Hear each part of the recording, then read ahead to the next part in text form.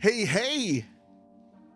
How is everyone doing? I decided to stream a little bit. It's after midnight, so I picked some kind of like chill, lo-fi, Halloween-y stuff to listen to in the background. And I just thought I'd pop on and hang out for a minute. I just got back from seeing the new Scream movie, Scream 6. Had a pretty good time. So I figured I'd see if anybody's around to hang out. Watch there be nobody around to hang out. That would be harsh.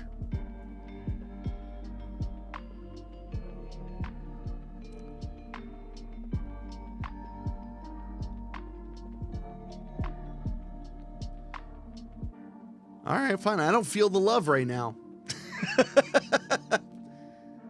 I don't feel the love from you all. Kick light's real bright. Joe Scott. That may be my favorite comment so far. He said, Joe Scott says, it's just you and me and the tepid hot tub water. I needed that laugh. Thank you for that. That was solid. So how are you, Joe? You doing well?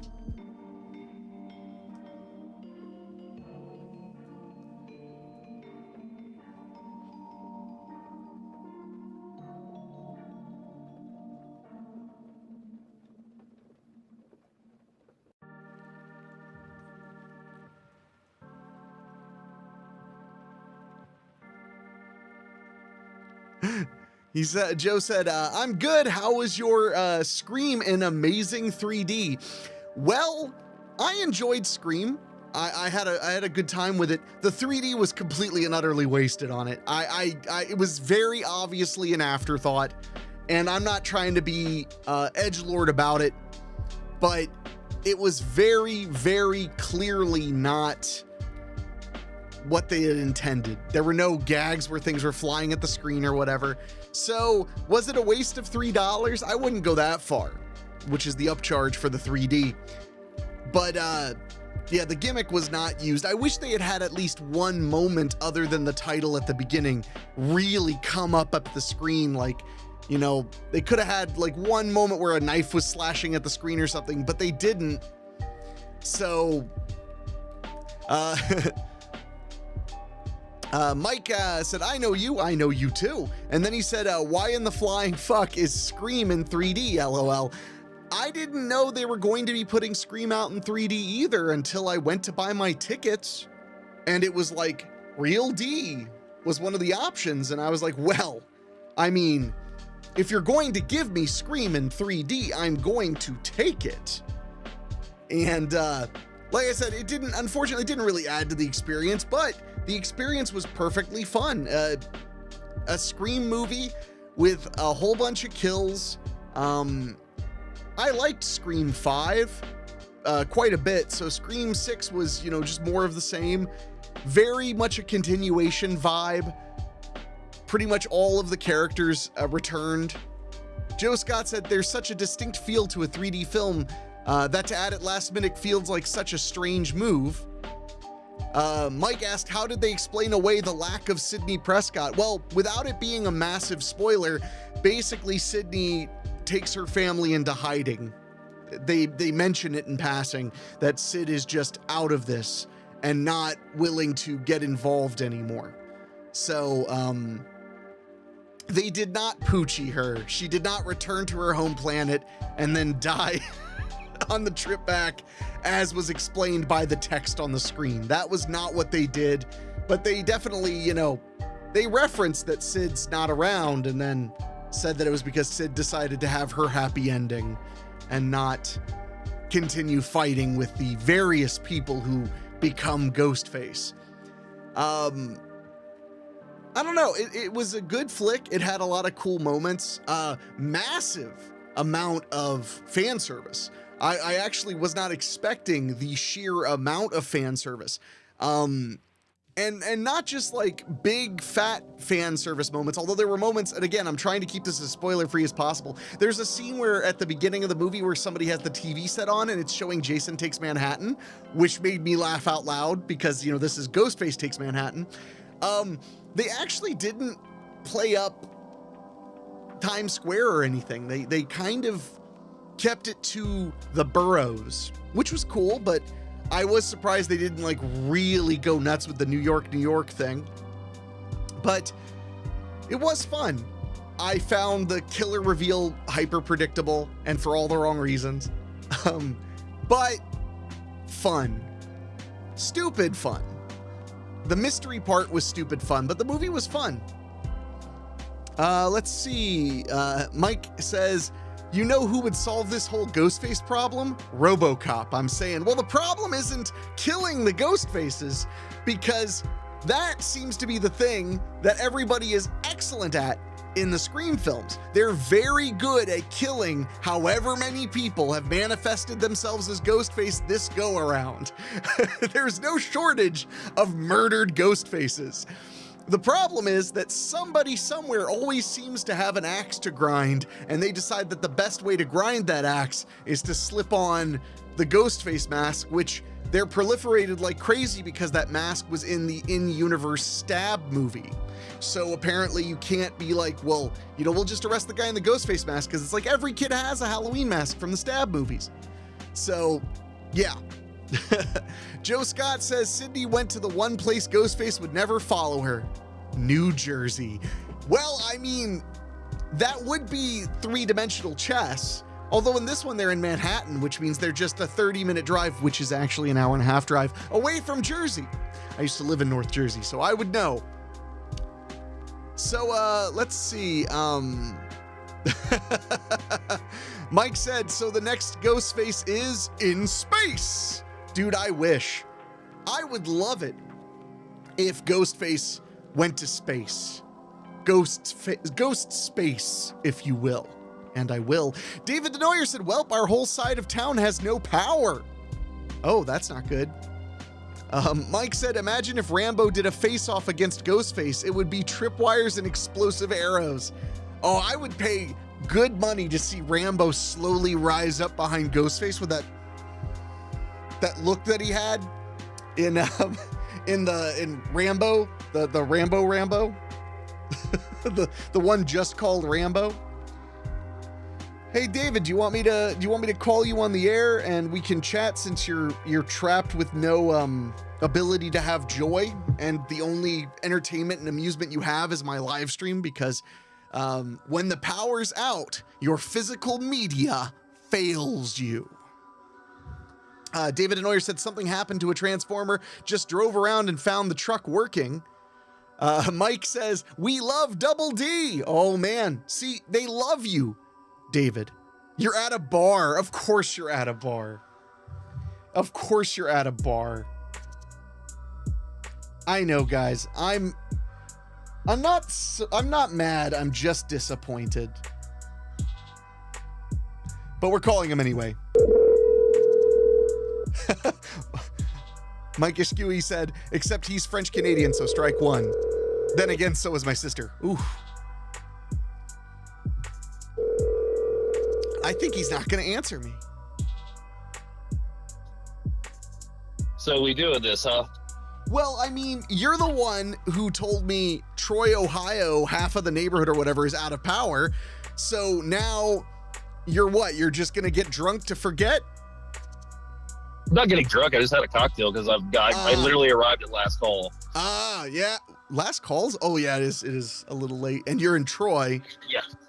Yeah. So, well, I thought I would give you something to entertain you other than drinking away all your problems, which is usually how you manage things. So what? We all know you have a problem and we care about you. That's why we tell you. I don't have a problem. Oh my god. Mike Ishkui wants to know, where is your beret tonight? My beret is not as I'm wearing my Suspiria cap as I am known to do. That's sad. Bruce, Yeah, I know. Bruce Haney said, howdy, Enrique Couto. Hey, good to see ya. Joe Scott said, half the population of Troy has no power. Those poor 10 people. That's brutal. It's a large amount because I drove around because Allie had texted me beforehand, so I drove around and it's like it's thousands of houses right now without power. You drove by thousands of houses? I mean, I drove through a lot of neighborhoods on my side of town. You know where I live, and you know where all those neighborhoods are. Hundreds, definitely. I don't know about thousands. Yeah, I don't know. It's pretty widespread right now. They hit a large portion. Joe Scott said the best slasher film ever made will always be Freddy versus Jason. No, I'm not taking criticism, so I would love to see Ghostface versus some other icon. I mean, Ghostface is just a person, so it's really not that special. I don't know if you heard my rant where they were talking about like RoboCop would solve the Ghostface problem. And I was like, well, they have no problem killing Ghostface. That's not the issue. They're very good at killing Ghostface. Yeah. I didn't dislike the movie tonight by any means. It's just you nailed it. It's gotten stupider. It's gotten dumber, but that's not necessarily a indictment. The problem is it's the sixth Scream film. Well, the problem is they set a high bar by having every film be a whodunit. Yeah, that too. Yeah, so when the whodunits get a little dumber, because how many times can you do whodunit and keep it friggity fresh and keep it interesting and also keep it surprising? I'm curious if we're going to get another one because I want to know what direction they're going to take it at this point, because a certain character, because I'm not going to spoil, but a certain character is really showing some homicidal urges. Well, yeah, they were going hard Tommy Jarvis style on there. They really were. Caitlin says, I drink weekly, not a problem. That's fair. We're trying to get Dave down to drinking once a week. We're all very concerned about you, and we love you. I massively cut back. I don't even have my whiskey and late night movies much anymore. It's mainly just late night movies and a water. Wow, that's the saddest thing I've ever heard. Well, it's got Neo in it at least. Well, so Mike says, so podcast joke. Every time you call him Louie, Double D gets to take a shot, and we see how long till the show falls apart over the course of 1 hour. I would dare Considering you usually say Louie like the first 2 minutes at least 3-4 times. Oh, and if I knew you had to drink every time I said it, I'd just say it till you were dead. No, it would just be the Louie podcast hosted by Louie. Let's bring out Louie. Wasn't that Louie? Welcome to Louie, the podcast Louie about Louie and Louie. That's a terrible idea. Just I don't be like horribly dead. I mean, just horribly dead. Let's see. Mike also said, Ghostface Pinhead, you opened the box. We came. He said Sydney and Christy could team up. Ooh, Sydney and Christy. If you're referring to Christy from the movie Christy, that would be bitchin'. Have you seen the poster for the new Christy movie? Yes. Yeah, it looks awesome. It looks so good. Rob Field said, no spoilers, please. You got it, my homie. And then, and Mike said, so it's like Knives Out, but with Ghostface. I mean, Knives Out is really just like Scream without Ghostface, if you think about it. Yeah, it really is. I mean, they're all whodunits, and whodunits are hard to do again and again. There's just no doubt about it. You know, yeah. Look at all the slasher franchises. Really, Scream's the only one that's consistently a whodunit. I mean, the first Friday the 13th is a whodunit. The fifth one is technically a whodunit, but they didn't warn you about that. Yeah. So, yeah. I really hope Flanagan gets his hands on a Nightmare on Elm Street movie. I would really love to see Mike Flanagan take that. Well, right now he's at MGM. Well, he's at Amazon, which is MGM. So, yeah. So I don't know. It might be a while. But you never know.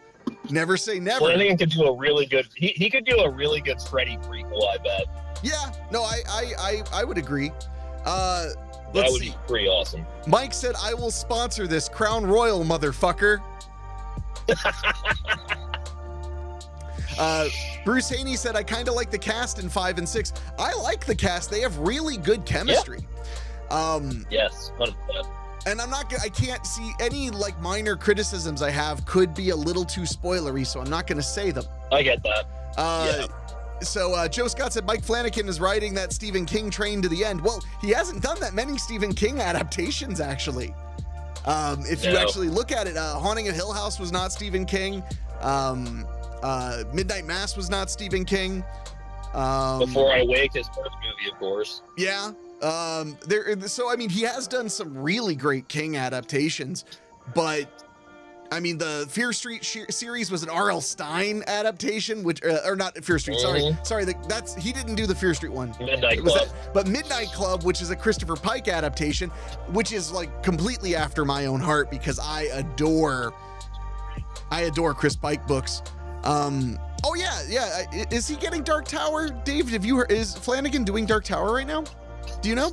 I heard that, but I don't know if it was 100% confirmed. I thought they were kind of shelving Dark Tower after that last movie. Well, but that was really hard. I guess it has. I thought the last thing I heard was that it was possibly going to be a miniseries, HBO. Huh.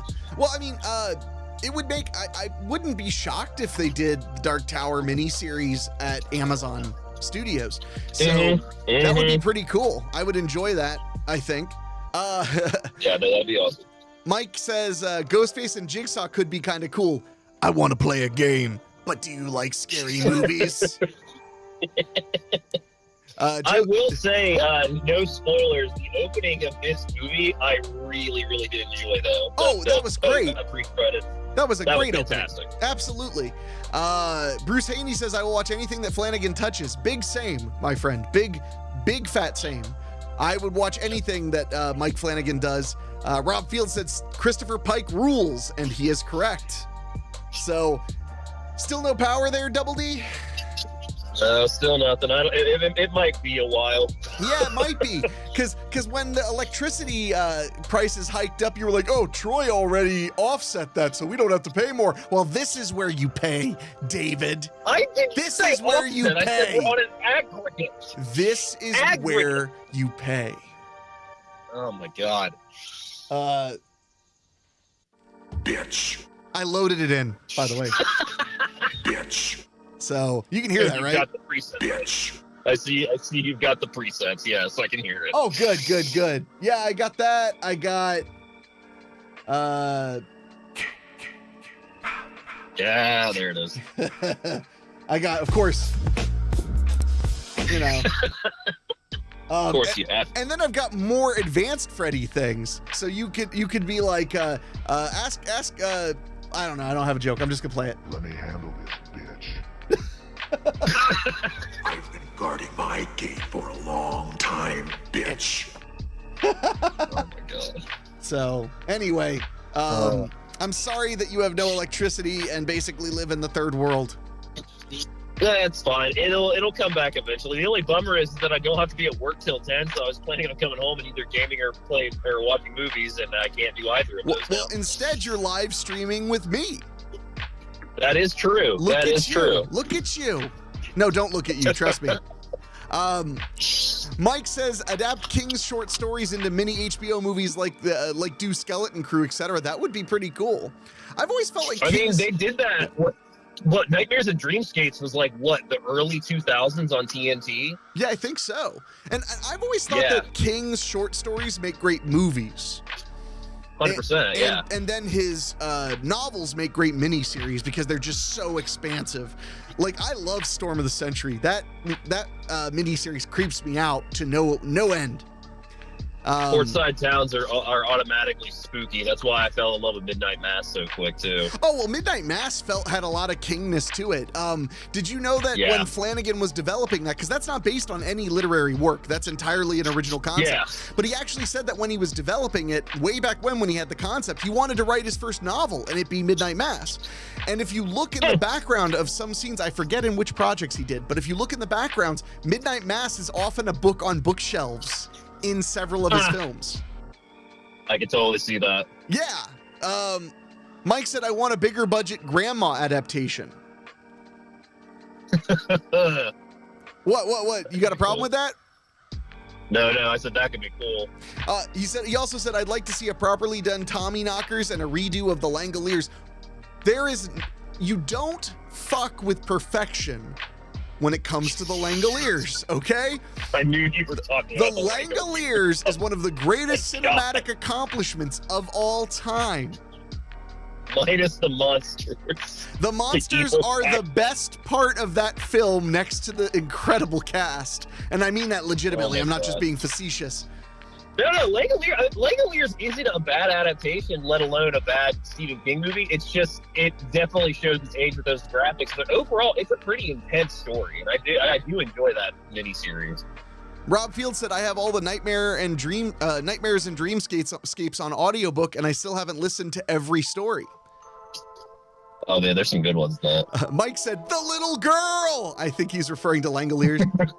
You know what? Yes, he is. You know what I want to? You know what I want to kick back and watch? I want to kick back and watch Night Flyer. That's the one, right? The King adaptation. That's the one you and I watched that a while back with Miguel Ferrer, right? Yeah, well, no, we did. Yeah. Yeah. Yeah. I remember that. Yep. Yeah, I still got it. Okay, so first of all, we have some great comments in the chat. Bruce Haney said, in Hush, the main character wrote the book Midnight Mass. Yeah, that makes sense. I haven't watched Hush in a minute because that movie scares the ever-loving crap out of me. So, like, that's a movie where it's like I live alone in a house and I get very nervous when I watch Hush. Joe Scott said, he said, little known fact, the Langoliers inspired James Cameron to pursue filmmaking. Don't look that up. That's really funny, dude. That's super funny. Really funny. For those who don't know, that's extra funny because Star Wars is actually the film that made James Cameron quit his truck driving job and get into making movies. Mike said, you know what made me cry? The movie Golden Years. Yeah, because you have a heart and a soul. Yeah, well, same with Hearts in Atlantis, though. Hearts in Atlantis is a really good King adaptation that doesn't get its due. Yeah, I would agree with that. What's that one? Riding the Bullet? I really like that movie adaptation. Well, yeah, Mick Garris is Riding the Bullet. Yep, yeah. That's a great one. Mike said the Golden Years hit me for some reason as a kid. Yeah, I mean, it hits me as a 30-year-old man. So no shame in your game. Rob Field said, I've heard people... That one that Netflix had that you and I watched recently, was it Mr. Hannigan's Phone? That was pretty good. Yeah, I liked Mr. Hannigan's Phone. That was a fun one. Rob Field said, I've heard people say it's Rubenstein when it comes to the Night Flyer. You're absolutely right. Just like Dawn of the Dead, it's Rubenstein. Joe Scott said, I liked the Desperation adaptation, if only because Ron Perlman was in it. Speaking of, I'm pretty sure he works for a warm cup of coffee if you ever want to hire him. That's funny. I actually was just watching Ron Perlman when I rewatched Last Supper. It's such a good movie, and his character in it is flawless. Yeah, and he was pretty good in Desperation. He was unsettling in Desperation, 100%. Yeah, he's a damn good actor. I'm really glad that, although it's great that he did like Hellboy and stuff, I'm really glad he got Sons of Anarchy and got to have like a memorable, recurring, massive role that was just him. You know, just him being the amazing performer he is. Beauty and the Beast ran several years, and I mean that was his big claim for a while, and that's kind of gotten forgotten, honestly. Yeah, I could see that. Mike said, sorry. Him and Wendell Hamilton, I think, right? Yeah, I think so. Mike said, I also got into Silver Bullet this summer and really dug that. Silver Bullet's a fun movie. So good. He said, I went looking for the prop wheelchair and was wondering if I could do that to my wheelchair. I mean, I think you should pimp your ride 1,000%. 100%. I said 1,000%, and Dave only thinks you should do it 100%. My apologies. Man, Dave. Oh, wow. Mike said, I found it, actually. You found, like, the prop wheelchair, you found, like, where it's collected or where it's for sale? Because that would be something. I don't know why I decided to stream, Dave, but I did. I mean, you probably just had some Scream 6 positivity to share, but also you also have new toys and you want to play with them. Well, I had a high anxiety day, a very, very high anxiety day. And that's perfectly acceptable too. so I came home and I was like, well, maybe what am I going to do until the medication kicks in? Mike said he found the chair. It's in a private collection in California, he thinks. I wouldn't doubt that. Bruce Haney said Corey Haim, my favorite of the Coreys. You know, I gotta say, I love Corey Haim, but if you had told me which Corey do you think is not gonna live that long, I would not have guessed Haim. No. Just being honest. Same. That's nothing against Corey Feldman. He's a mensch. He's not a bad dude at all. But I would have thought, yeah. I'm gonna stop talking now because I did produce a movie he was in. So I should shut my fucking hole. David, delete this. I like how I ask you because how would you? I'll say one thing with Feldman is that even though those Lost Boys sequels are pretty terrible, he does make them pretty fun to watch. Well, and that's what matters, you know? Yes. So that and that they decapitate Tom Savini in the opening of Tribe and then punch his head into the ocean. Well, first of all, spoiler alert, and second of all, I mean... Oh, yeah, in the first 5 minutes of Lost Boys The Tribe, released in 2008. My apologies. Wow, do you guys hear how mean Dave is? He's a mean drunk. Even drunk, I had a beer. Oh, Dave is a mean drunk. He didn't tell you, but he drank that beer with his butt. So it's directly into the bloodstream, and the burps or farts instead. So let's chug a stout. Mike Eshkui said, you know what I weirdly like him in? That doc. His name was Jason when he did the interlude spots. Oh, that was good. Oh God, I forgot about his name was Jason. Those were fun. Rob Fields. Isn't that the one where they have all the mock kills with the Suicide Girl chick? Yeah, which is the chicks covered in tattoos all over. Yeah, that's the one. That was super fun. That was nice because at least you got to see Corey having fun. Yeah, that's true. Or wait, no, I don't think it was Corey. His name was Jason. It's Crystal Lake Memories. Oh, Crystal Lake Memory. No, I think Crystal Lake Memories. He does the VO, but I don't think he does the kill scenes. I think that's in His Name Was Jason. Well, no. I'm talking about Corey performing. He does because at the very end of the documentary, they reveal that he's around all those dead campers. I don't know if that's Crystal Lake Memories or if that's His Name Was Jason. Rob Field said, what a Dave. Mike said, butt chug double D. It's what the people want. Yeah, no, they don't. No, they do not. Why wouldn't they want to? Is it because you're actually a mean drunk? I mean, I knew that. I am not a mean drunk. So you're saying you're not mean right now? I'm not even drunk. I'm not even mean. I'm neither of those two things.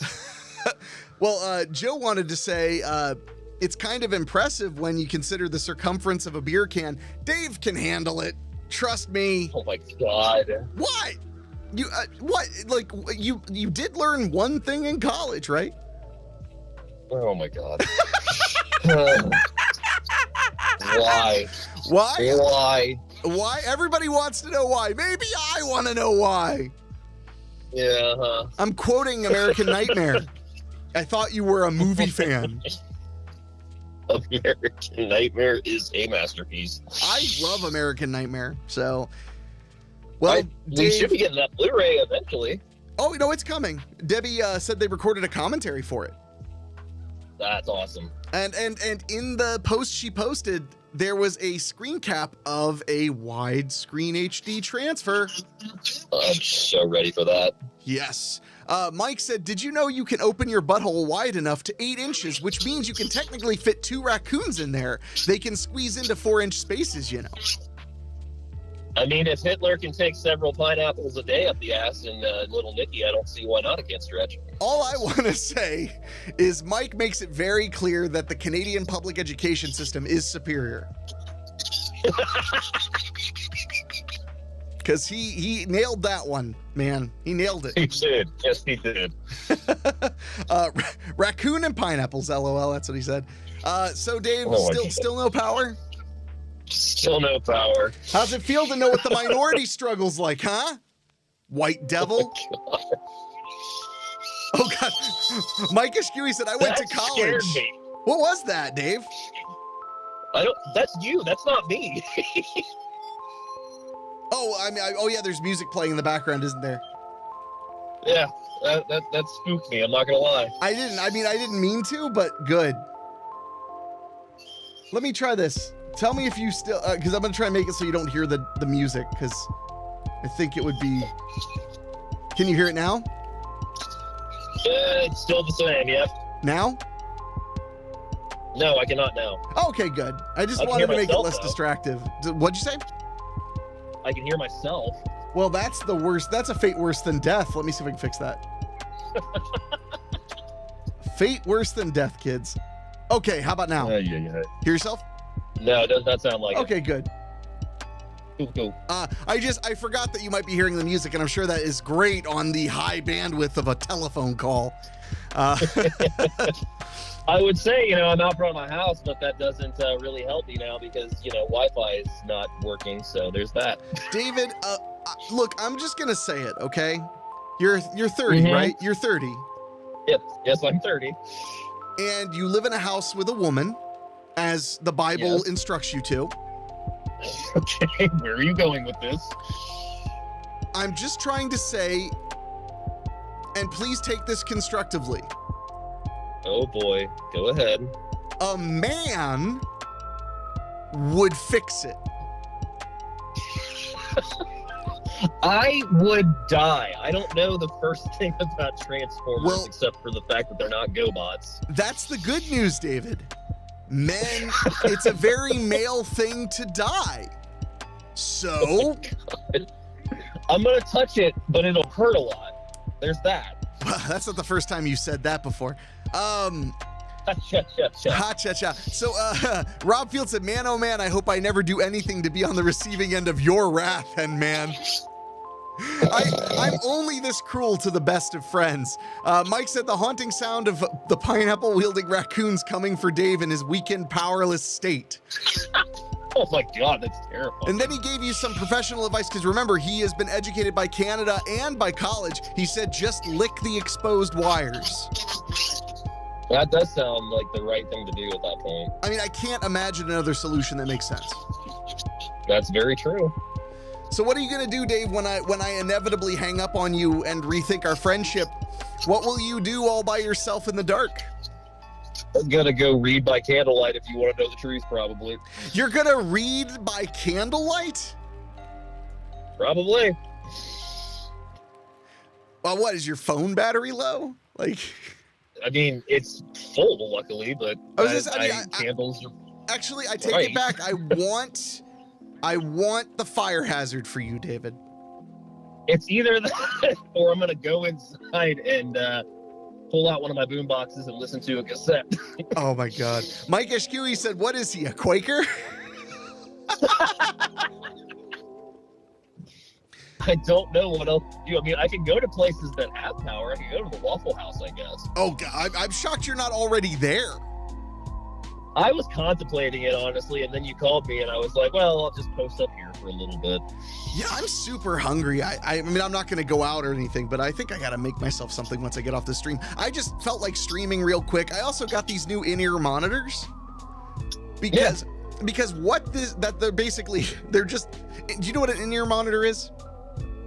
I can guess, but go ahead and explain. It's just like, for lack of a better term, it's professional level earbuds, basically. They're meant for like wearing while you're on stage or whatever, because they plug your ears so you don't hear anything and then feed in your sound. Oh, okay. So like musicians will wear them so they'll hear the mix, but they won't hear the actual loud noise. And I had to buy one because after 2 streams, I'm so vain. I was like, I don't like the way my hair looks in the headphones. So I was like, I bet I could score some affordable ones, and they're great. They sound really good. They have a really good bass response. Let's see. Mike said you'll raise a barn in the morning, and then he said, Waffle House is the fighting ground of America, the proving ground. It's true. When you walk into Waffle House, if your heart is not pure, the door won't even open. I mean, I've also seen 3 fights at Waffle House, so there is that too. Those are rookie numbers. You got to pump those numbers up. Those are small numbers in this racket, David. I mean, one was the actual guy manning the grill, which is pretty entertaining. Well, what else is he supposed to do? He cooks food to perfection, and then he also whoops motherfuckers when they be stepping. Hey, you saw that chick catch that chair. Sometimes that's what I want to see at the Waffle House, is an all-out brawl. Joe said, every time I go to Waffle House, they ask me how I want my steak. It's a cruel joke they like to play on people. I can see that. I won't do steak and eggs, like steak at breakfast places anymore, because one time at a Perkins, I got food poisoning, and it was the worst food poisoning of my entire life.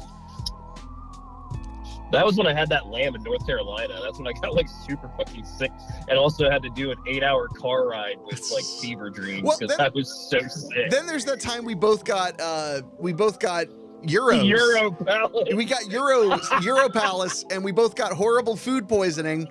And the next day, to our credit, the next day we both felt a little bit better. You know, we both were feeling a bit better.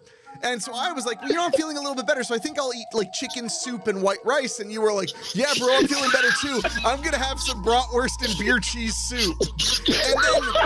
And then because God is dead and we're alone and life is cruel and suffering is everywhere, for some reason you got sick again. It was very strange. It wasn't bad enough that I ate that. Then that was when my parents and my grandparents were like, let's just walk all of Caroline Park. And you were drinking beer too, I'm sure. Oh, it was either beer or the ginger ale that they make there. Well, but I mean, you had the either beer. Way, I just know when it didn't help. It didn't help my stomach either way. We'll just say that. Well, you know, I grew up in a pretty traditional home as far as like home remedies and stuff like that. And I remember anytime my tummy was upset, my mom was always there with some beer cheese soup and some kielbasa to just settle that stuff right away. You know, just get that when all you taken say care it like of. that, I sound like an idiot. Sound like? No, no, I mean, well, is it fair to call that like Dave judgment? Like every now and then you'll be like, you will be like, what was I thinking? Oh no, that's 100% Dave judgment. Yeah, because I remember when you told me that, I was like, Dave, you just started to have your stomach feel better and you immediately ate bratwurst and beer cheese soup. And the beer cheese soup is the extra funny part of that. It's like, yeah. So let's see, there are some more comments. Double D, go there and I'm sure now. He said, Double D, go there and look for the toughest POS and assert dominance, then puke on their shoes. I mean, that's how you assert dominance. Then he said she deflected. I think that's called finding your sea bass. He said she deflected that chair like some Dragon Ball Z kind of shit. No shit, she did, man. That video I've watched too many times. It's too damn freaking cool.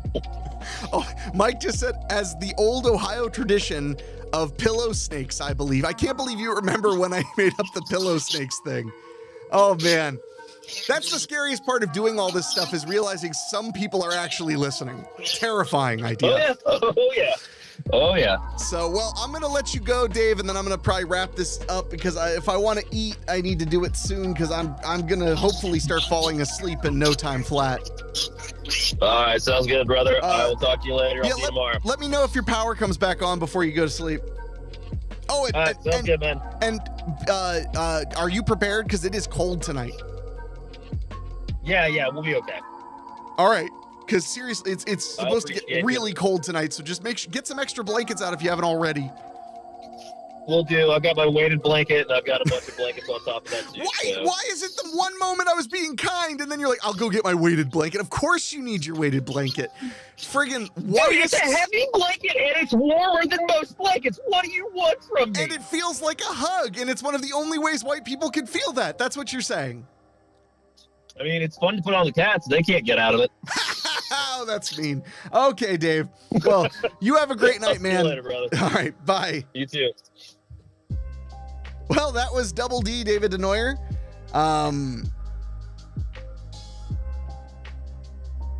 Let's see. So that was Double D. So my friends, I think I need to get out of here. I would honestly, sincerely, very happy to hang out with just a few of you and do this stream. It was really fun for me, but I'm getting tired, so I think I'm gonna wrap it up for now. But I'm so glad that I can jump on these random ass streams because I have this setup like ready to go. Literally, when I want to live stream, I turn on the cameras and then turn on the soundboard, and then I literally go, Alexa, studio off. So this is literally how the show is made. I turn on the lights, I sit down, and then I go, Alexa, studio on. And it doesn't work. Alexa, studio on. And now there's a show. I love when it's a just add water. Let's see. Mike said, this was a blast. Cuddle Chicano for me. I will cuddle Chicano. He's doing very well. Joe said, good night, Mr. Kuto. Thank you, sir. Mike said, I skipped homework for this. Darn tootin'. Bruce Haney said, I was glad to catch a live stream. Well, I'm going to try to do these multiple times a week. I'll be doing one unless something happens. I just realized I was talking to the wrong camera. Unless something happens that I just cannot muster it, I'm going to try to do a live stream around 3:30 or 4 p.m. Eastern time tomorrow. So until then, though, my friends, I am out of here. All of you have a good night. You're all weirdos like me, and you were up until 1 in the morning.